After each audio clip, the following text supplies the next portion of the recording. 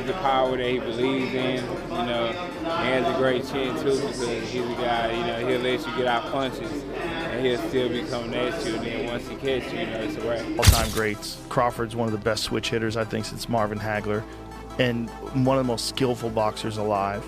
He has very good skills. He's one of my favorite boxers. He able to. Errol Spence Jr. admitted he was genuinely stunned after witnessing Terence Crawford's latest training sessions for the upcoming showdown against Canelo Alvarez. Having already shared the ring with Crawford and personally experienced his skill set, Spence said he knew Crawford possessed elite-level ring IQ and an extraordinary ability to adapt in real time. But watching the recent footage left him even more impressed.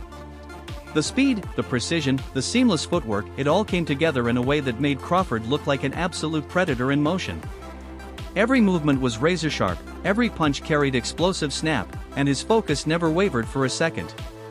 Spence warned that this version of Crawford is not just good, he's a dangerous, relentless force that Canelo would be making a huge mistake to underestimate.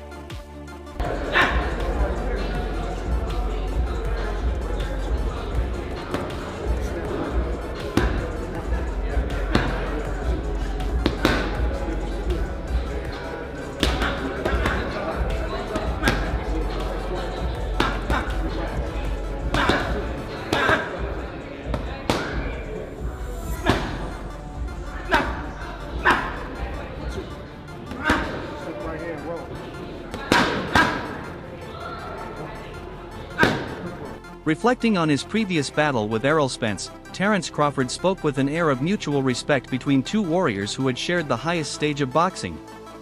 Known for his patient, cerebral style, Crawford explained how he doesn't rush into chaos but instead dissects opponents over time. His approach is to gradually break them down mentally and physically before unleashing fast, brutal combinations that overwhelm them. He credited his ability to read opponents' habits, drain their stamina, and set traps as key to his success in that fight and as a formula he trusts heading into the Canelo matchup. Hard to Spence hit. He didn't hit that hard. Well, he never caught you that clean. That was probably the best shot he landed. No, he caught me a couple of times, but you know, I was surprised at how hard he didn't hit. Really?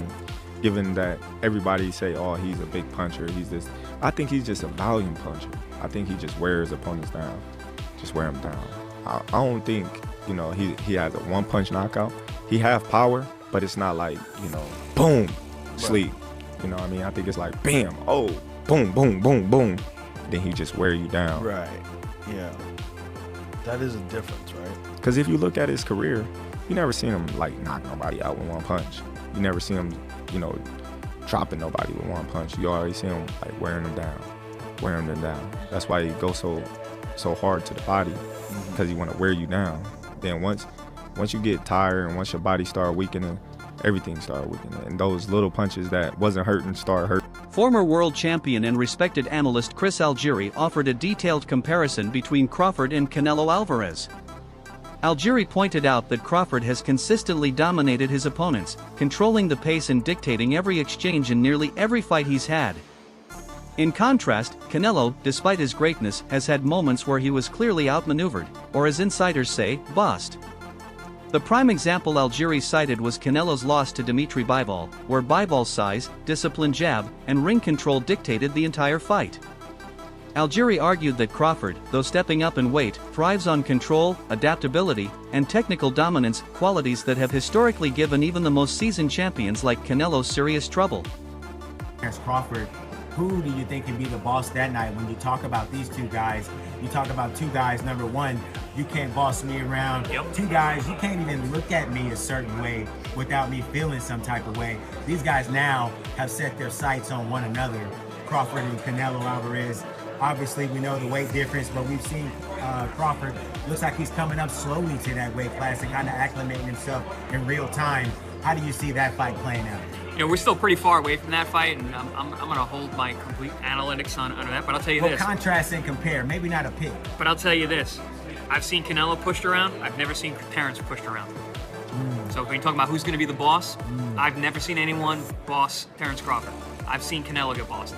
So And psychologically, when you think about that, and this is a fight where I flip-flop on both guys because there's so many good points. Yeah, but he's 168. Yeah, but it's Terence Crawford. He's undefeated. Well, yeah, look, this guy's beating this, but stylistic, even he hits him on the arm. There's so many different things you can talk about.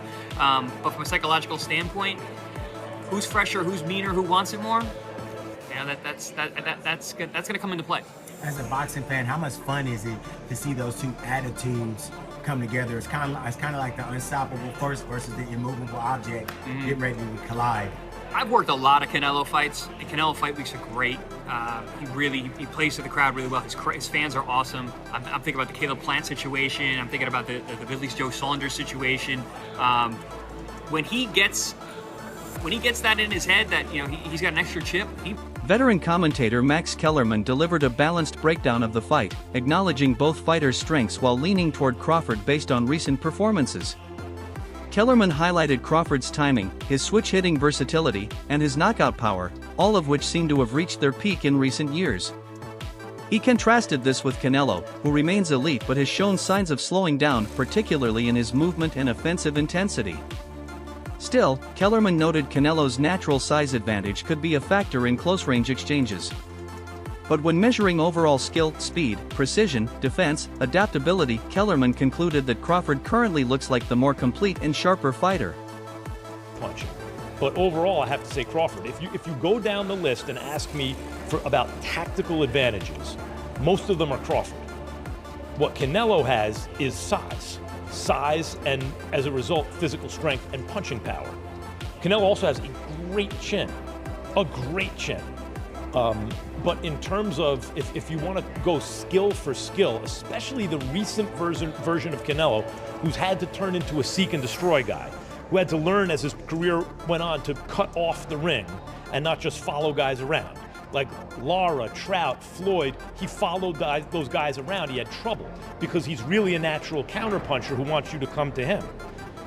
But in recent years at super middleweight, he's gotten really good at cutting off the ring. Again, last fight notwithstanding. So as an overall suite of skills, recent vintage, it's been Crawford. But Canelo also is skilled and has a larger skeleton than Crawford. No matter what they weigh, Canelo's the bigger guy. Yeah. You briefly mentioned Canelo's power, so who I would assume Canelo has the You'd have to think, unless Crawford, Crawford was on a knockout streak until he moved up to junior middleweight and then failed to stop Madrimov. So, and Canelo, though he has not stopped anyone in a while, we've seen he's a real puncher at 68. As far as speed, who has a better speed? You would imagine Crawford, given the fact that he is the naturally small. The dynamics of this fight present a fascinating chess match. Crawford is moving into uncharted territory by jumping up in weight, a challenge that often affects speed and stamina. On the flip side, Canelo, while experienced in this weight range, is not the same explosive finisher he once was. His recent performances have shown him favoring controlled, methodical boxing over the relentless pressure of his earlier days. This means that while Crawford faces a physical size challenge, Canelo's decline in certain areas balances the scales. If Crawford brings his sharp footwork, elite fight IQ, and deep gas tank, there's a realistic path for him to claim victory. For Canelo, obviously at 168, he has been a bit of the smaller man at that weight class, and in the last couple of years has had trouble finishing opponents and getting guys out of there like he would have at 160 or 154. So you have a bit of a duality there. Both guys coming into this fight in the, let's say, twilight of their careers, or maybe twilight of their primes, however you want to look at it. Canelo is going to be, I think, 35. Terence is 38. So you have a similar situation, different paths, and different struggles for both fighters. But when you look at who has to do more in this fight, it's clearly Terence Crawford, as far as what he's giving up and sacrificing to win this third undisputed championship and to try to beat Canelo, who has only been beat twice in his career, one of which was Floyd Mayweather being slick and tagging Canelo with counter punches when Canelo missed, being the smaller, lighter fighter and up there in age that was still able to take advantage of the youth and experience of Canelo Alvarez, but also just being a defensive maestro and able to counter off of that. Floyd is one of one. And then you have Dmytro Balin, who was the bigger fighter. And the things that Canelo does very well didn't really hurt him too bad, right? The things that had carried Canelo up in division was his power and the ability to break an opponent down, maybe not stopping them in the early to mid part. Rising star Abdullah Mason voiced his belief not just in Crawford's victory but in the possibility of a result that would shock a lot of fans. Mason stressed that Crawford's punching power is often underrated, yet it could turn out to be the X factor in this fight. The general assumption is that Canelo is the stronger man simply due to size, but Mason flipped that narrative. He argued that Crawford's ability to generate power from perfect timing, sharp angles, and pinpoint accuracy could actually be more dangerous. If Crawford can repeatedly land clean, especially in the championship rounds, Mason believes the boxing world might witness a stunning outcome. I'll say Canelo Crawford, your prediction quickly. Canelo Crawford. I got faith that Crawford could take it. I feel like Crawford, he might surprise some people with his strength. So it all depends on who's the better fighter. Dmytro Balin, the man who recently handed Canelo a rare defeat, gave high praise to Crawford. Balin noted that Crawford has put on size impressively, looking physically ready for the challenge, and possesses the exact skill set needed to win. Coming from someone who knows firsthand how to beat Canelo, this endorsement carries real weight. Balin highlighted Crawford's discipline, speed, and intelligence as the core attributes that could lead him to victory. His backing suggests that this fight might be far more competitive than the betting odds indicate. In Dubai, maybe a month ago, I saw him. He's big, and he has very good skills. He's one of my favorite boxers. He able to win this fight, but there is a lot of but, and even not but, there is a lot of things, small things, which we don't know how he will deal with it. He needs to get used to the power and pressure of 168, because it's different, big difference, to be honest. Maybe he will get used to it, and how he will be feeling himself on the same day when he will fighting, how his training camp will go on, a lot of things. But he's able, he has good skills, he's awkward, he can use two boxing stance. It gives him benefits, of course. I was at that same event in Dubai just before Christmas, and I saw him too, and I thought exactly the same thing, which is that he is quite big. Yeah. Size obviously is important. Jermell Charlo stepped up from super welterweight to super middleweight to box Canelo, and it didn't work at all for him. But Crawford is, he's one of the best fighters in the world, isn't he? I mean, obviously. Keith Thurman provided a nuanced take on the matchup. He explained that while casual viewers might see an even fight, deeper technical analysis reveals gaps. Pointing to Canelo's bout with Jermell Charlo, Thurman recalled how Canelo struggled once Charlo started using intelligent movement and ring control. Despite being the aggressor, Canelo couldn't effectively cut off the ring or land damaging shots once Charlo elevated his strategy. Thurman suggested that Crawford, who was an even more cerebral and strategic fighter than Charlo, could create even greater problems for Canelo in a similar fashion. And, you know, we ain't getting punched in the face, so let's just watch the show and enjoy, people. You know what I'm saying? Let's just watch what these champions do. No matter what they do, they're both great. They're both going to continue to be great, but by the end of the day, one will be above the other. Your eyes? It's not like, I think a lot of people are going to lean towards Canelo. I don't want to say it's like, I feel like for the fans, it's coming off 50-50. Like it's hard for me to really commit, because this is what happened, right? When Canelo just fought the Charlo, right? When he just fought Charlo, he knocked Charlo down. But after he knocked Charlo down and Charlo was using ring movement, he never hit Charlo with another big shot, okay? This is what Keith Thurman is watching. I'm not saying like, oh, Canelo didn't do good. Like, Canelo dominated. That fight, he dominated, right? But let's just pay attention to little details, right? After he got dropped, he never got hurt again.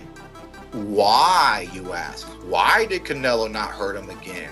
Oh, because he was on his bike, because he was using lateral movement, because he was watching with his eyes, and because he was being, you know, attentive with his defense, and he was able to make Canelo miss, but he was not able to make him pay. On his podcast, Joe Rogan, joined by comedian and boxing fan Mike Vecchione, heaped praise on Terence Crawford. Rogan described him as an incredible and dangerous athlete, praising his elite skill set, his mindset, and his relentless work ethic. He also stressed that the Canelo fight represents both a monumental challenge and a huge opportunity for Crawford, financially and in terms of cementing his legacy. Rogan didn't shy away from calling Crawford possibly the best active boxer in the world today. Crawford himself acknowledged the size difference, fully aware that Canelo might try to use his weight to wear him down. But his calm, confident demeanor showed he's prepared for every scenario. This mix of humility, respect, and self-belief is what makes Crawford such a mentally dangerous opponent. Good, you know, work has been going great, and you know, fight time we're gonna be prepared to put on a great show for you guys. Has this been in your mind? We've been talking about it forever. Did you feel like this was eventually going to be the case, that you and Canelo were going to eventually get in there? Not at all. Not at all. I didn't, you know, think it was, you know, a fight that he wanted. So I didn't really know.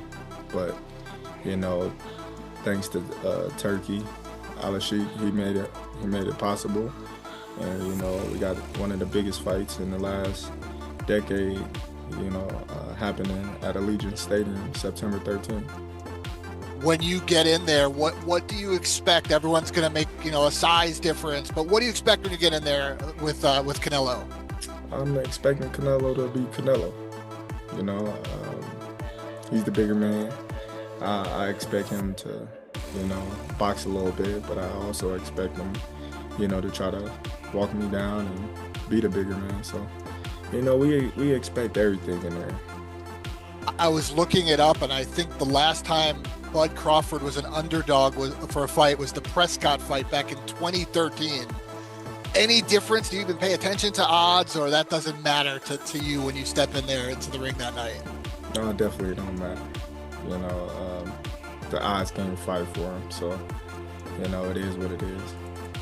Actor and martial artist Michael Jai White also backed Crawford as his pick. His reasoning was straightforward: Crawford has been in this position before. Even when facing bigger opponents, he's proven he can neutralize their strengths with strategy and precision. White said this fight is simply a new name and a new stage, and he's confident Crawford will remain composed and execute his game plan, calculated, vicious, and accurate. So you would put your money on Crawford? Yes. You'd make money. Okay. Just put that out there. Mm-hmm. Why do you think Crawford's going to beat him? Because Crawford could find people to fight like Canelo, who is amazing.